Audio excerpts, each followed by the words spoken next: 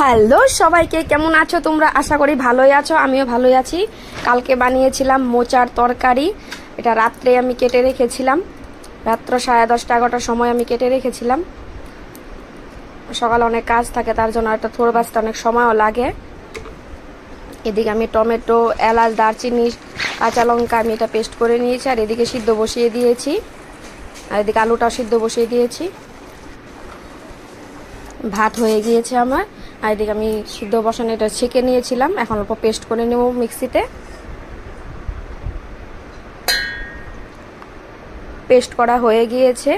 আর এদিকে আমি এটা থোড়ের বউটা যে আমি 4 ফালা করে নিয়েছি, বেসন দিয়ে ভাজবো। আর এটা আমি পেস্ট করে নিয়েছি। কে কে আমার মতো তোমরা বড়া ভেজে রসা করে খাও, কমেন্ট করে জানিও। আমার মা এরকমভাবেই রান্না করতো, ভীষণ টেস্টি হতো। কিন্তু এখন তো আমার হাতে ওরকম টেস্টি হয় না। মার হাতের স্বাদ আর আমার হাতের স্বাদ তো মিলবে না, কখনো হতেই পারে না। এদিকে দেখো সবগুলো বড়া আমি দিয়ে দিয়েছি। অনেকেই অন্যরকম ভাবে খায়, কিন্তু আমি এইভাবেই খাই।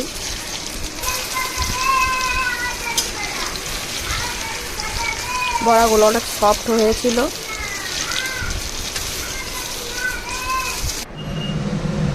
বড়াগুলো আমার ভাজা হয়ে গিয়েছে।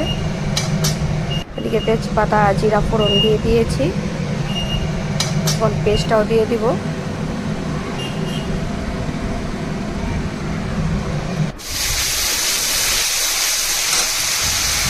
কষিয়ে নিলাম, কষানো হয়ে গিয়েছে। এখন আলুগুলো দিয়ে দিব আমি।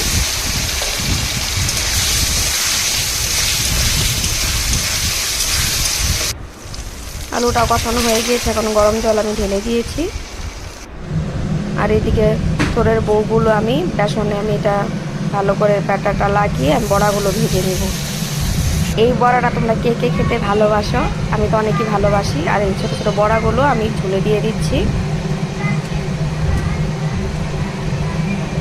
ঝোলটা বানিয়েছিলাম নিরামিষভাবে গরম মশলা দিয়ে। নামানোর আগে আমি অল্প ঘি দিয়ে নামিয়ে নেব। খেতে অনেক টেস্টি হয়েছিল, তোমরা এভাবে বানিয়ে খেও। আর এদিকে দেখো ভিতরের অংশটা আমি ভেজে নিয়েছি।